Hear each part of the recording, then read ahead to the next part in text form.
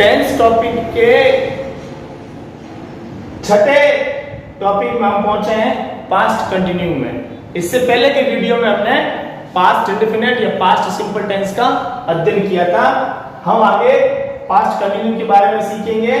Past continue वह tense होता है जिसमें भूतकाल में एक समय से जो क्रियाविधि या जो गतिविधि जारी है वो भूतकाल में जारी रहने वाली क्रियाओं और गतिविधियों का या घटनाक्रमों का जो वर्णन होता है वो पास्ट कंटिन्यूअस टेंस में होता है।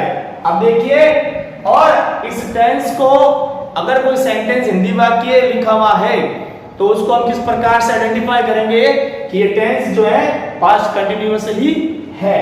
तो उसके लिए देखिए, हिंदी वाक्य को पहचानने के लिए हिंदी में अगर कोई सेंटेंस लिखा हुआ है तो उसको हम आइडेंटिफाई करेंगे कि ये पास्ट कंटिन्यू है। तो उसको आइडेंटिफाई कैसे करेंगे, उसको पहचानेंगे कैसे? तो इसका है ये फॉर्मूला कि उस टेंस के हिंदी वाक्यों के अंत में रहा है, रही है, रही थी और रहे थे। ये शब्द अगर किसी हिंदी वाक्य के अंत में आ रहे हैं तो वो टेंस निश्चित रूप से पास्ट कंटिन्यू टेंस है। और अगर कोई सेंटेंस इसी टेंस का अंग्रेजी में लिखा हुआ है तो उसको हम कैसे आइडेंटिफाई करते हैं कि ये जो है वो पास्ट कंटिन्यूअस टेंस है। तो इसके लिए देखिए, या तो उस टेंस में एट दिस टाइम दिया हुआ आएगा,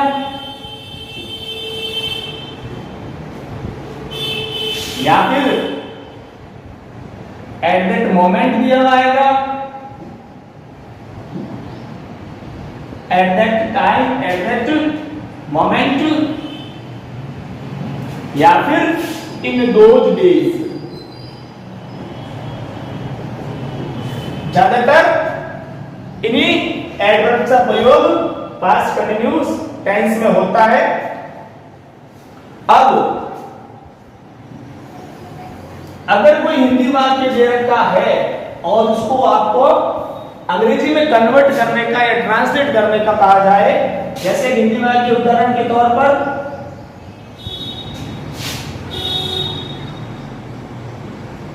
हम कल मैदान में खेल रहे थे। हम कल मैदान में खेल रहे थे। अभी देखिए, रहे थे आया है, जैसा कि आपको ऊपर हिंदी वाक्य में या उसके हिंदी पहचान बता दिया था। ये रहे थे आया मतलब ये टेंस जो है, ये जो सेंटेंस जो है वो पास्ट कंटिन्यू टेंस का है।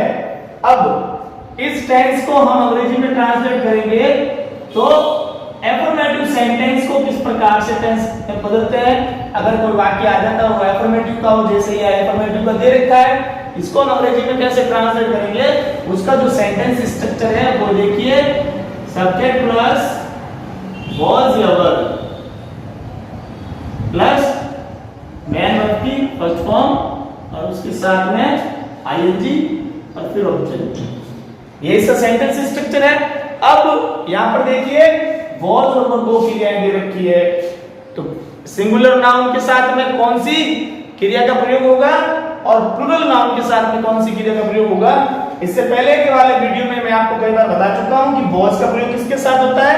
वाज का प्रयोग जो होगा वो किसी भी सिंगुलर नाउन के साथ में और आई के साथ में, किसी भी प्रकार की सिंगुलर नाउन है या फिर आई, उसके साथ में प्रयोग होगा वाज। और शेष सभी जो प्लूरल नाउन है उनमें प्रयोग होगा वर का प्रयोग होगा।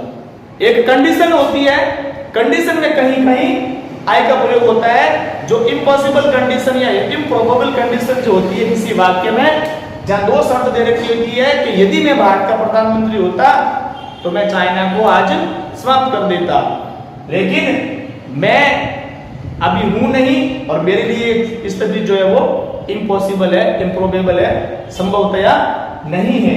वहां पर जो होता है वो आई के साथ में वर्ब का प्रयोग होता है। If I were the prime minister of India I will destroy the whole Chinese. अब इस सेंटेंस स्ट्रक्चर के माध्यम से हम इस हिंदी वाक्य को अंग्रेजी में कन्वर्ट करेंगे।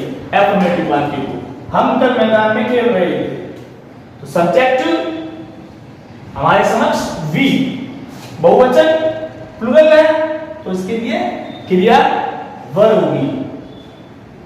फिर उसके साथ में मैन वर्ब की फर्स्ट फॉर्म प्ले,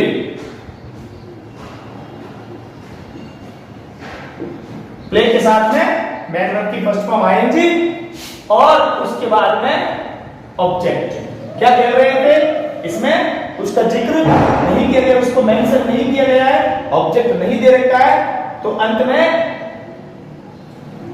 मैदान में। तो we are playing in ground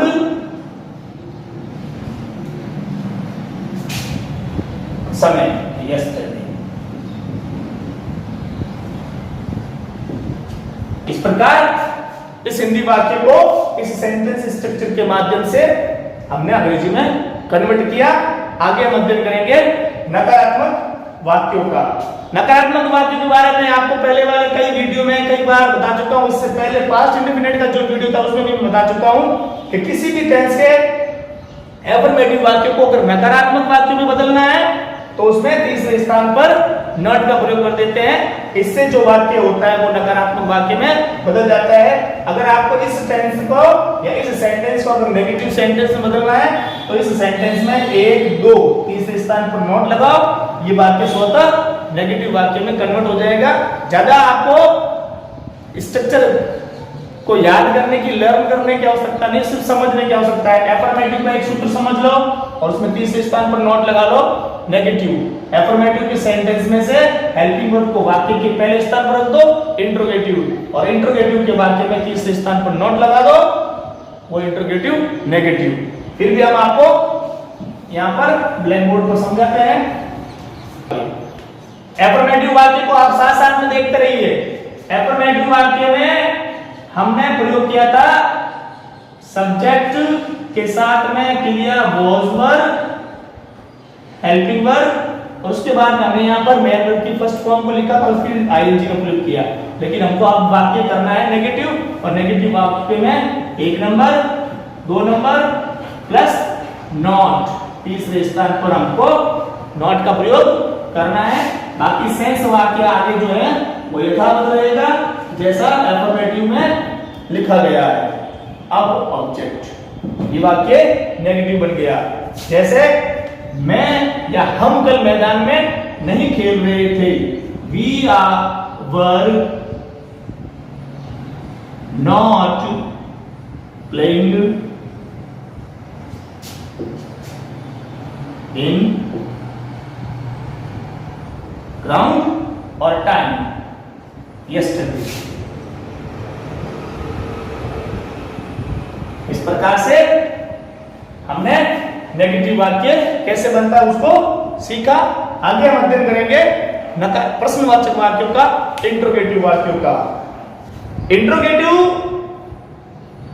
प्रकार के सेंटेंस को समझने के लिए आप अपने दिमाग में एफर्मेटिव सेंटेंस को एक बार लाइए। एफर्मेटिव सेंटेंस को आप देखिए। अब देखिए एफर्मेटिव सेंटेंस में subject, helping verb, main verb, फिर आईएनजी, फिर ऑब्जेक्ट है। आप उसी फॉर्मूले से, उसी सेंटेंस स्ट्रक्चर के बीच में से वॉज और वर को वहां से हटाइए और जो सब्जेक्ट जो लिखा हुआ है उस सब्जेक्ट से हटाकर यहां पर आप वॉज वर का प्रयोग कर दें और वाक्य जब समाप्त हो रहा है ऑब्जेक्ट में उसमें क्वेश्चन मार्क साइन लगा दे तो पास्ट कंटिन्यू टेंस का एफर्मेटिव वाक्य इस प्रकार से इंट्रोगेटिव वाक्य में या इंट्रोगेटिव सेंटेंस में कन्वर्ट हो जाता है। देखिए was were plus subject plus, यहां पर वॉज वर का प्रयोग ये एफर्मेटिव के लिए किया गया था, लेकिन इंट्रोगेटिव के लिए वॉज वर का प्रयोग यहां पर हो चुका है। फिर मेन वर्ब की फर्स्ट फॉर्म, उसके साथ में आईएनजी और फिर object and then question mark sign. इस प्रकार से ये जो सेंटेंस है एफर्मेटिव का उसको हमने वहां से वॉज वर्ब को हटाकर वाक्य के शुरू में रखा, ये इंट्रोगेटिव सेंटेंस में कन्वर्ट हो गया। अब एक सेंटेंस को एग्जांपल को हम समझते हैं कि क्या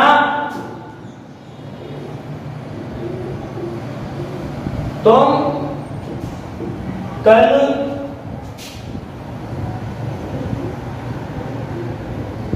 अखबार पढ़ रहे थे?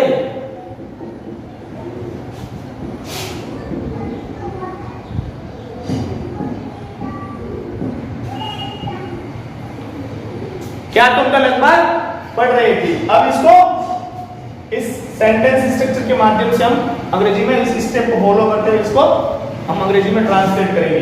देखिए, तुम इंट्रोगेटिव वाक्य में एक बात ध्यान रखना कि क्रिया अगर जहां दो लिखी हुई हो तो पहले आपको सब्जेक्ट के बारे में पढ़ना है, सब्जेक्ट को जानना है। सब्जेक्ट क्या है, सिंगुलर है या प्लूरल है। अब यहाँ पे सब्जेक्ट दे रखा है यू, और यू जो है वो प्लूरल सब्जेक्ट होता है या फिर प्लूरल प्रोनाउन है हमारे सामने, तो ये प्लूरल है। तो प्लूरल के लिए मैं आपको पहले बता चुका हूं कि जिन भी हेल्पिंग वर्ब के अंत में ई आए वो हमेशा बहुवचन के साथ जाता है। अब यहाँ पर यू बहुवचन है और वर्ब के अंत में ही ई का प्रयोग हुआ है, तो ये बहुवचन के साथ में जाएगा। तो वाक्य के प्रारंभ जो है वो वर्ब से होगा और उसके बाद में सब्जेक्ट है यू। फिर मैन वर्ब की फर्स्ट फॉर्म रीड, और उसके बाद में आईएनजी रीडिंग, फिर ऑब्जेक्ट न्यूज़पेपर, फिर समय यस्टरडे।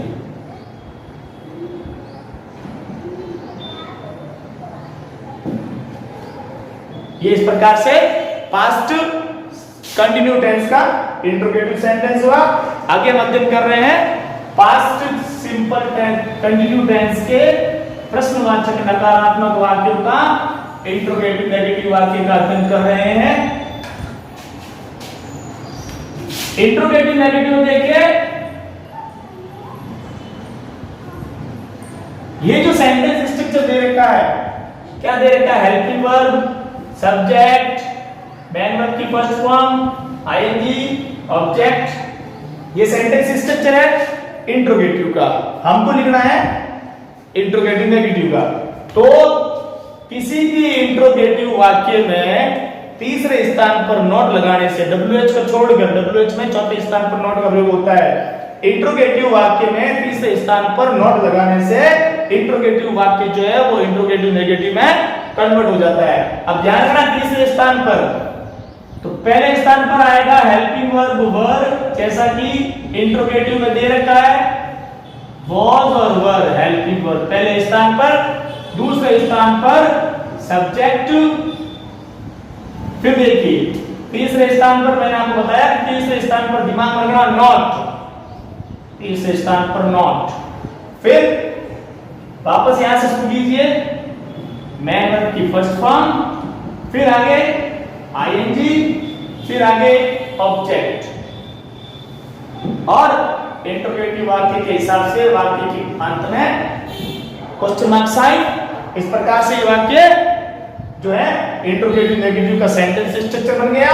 अब इसी वाक्य को इंट्रोगेटिव के वाक्य को हम इंट्रोगेटिव नेगेटिव में कन्वर्ट करते हैं कि क्या तुम कल अखबार नहीं पढ़ रहे थे? क्या तुम कल अखबार नहीं पढ़ रहे थे? अब इसमें देखिए इस इंट्रोगेटिव के वाक्य में और इस इंट्रोगेटिव नेगेटिव के वाक्य में क्या फर्क है? सिर्फ इस वाक्य में इस स्थान पर नहीं का प्रयोग नहीं हुआ है, लेकिन इसमें हो रहा है।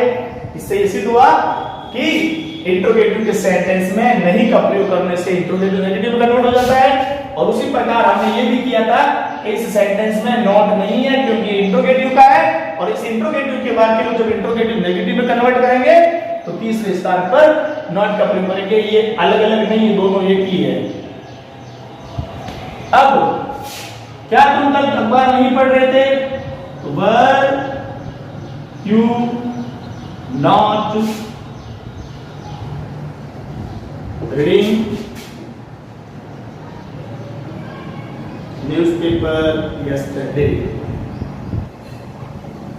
इस प्रकार से पास्ट कंटिन्यूअस टेंस यही समाप्त होता है। कोई समस्या, कोई प्रॉब्लम हो तो आप नीचे कमेंट बॉक्स में जाकर उसके बारे में पूछ सकते हैं। Thank you.